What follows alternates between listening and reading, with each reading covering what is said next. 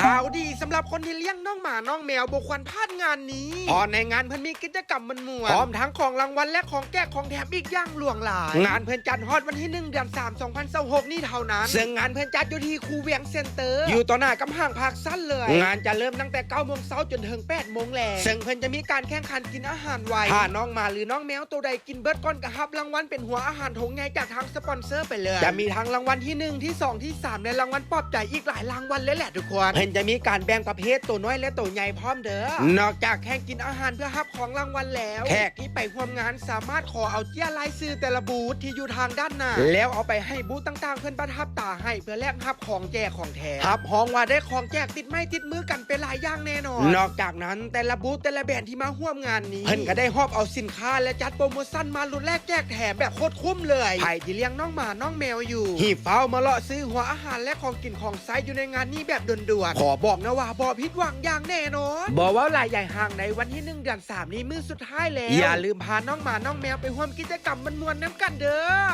อยู่ที่งานเพจแฟร์2026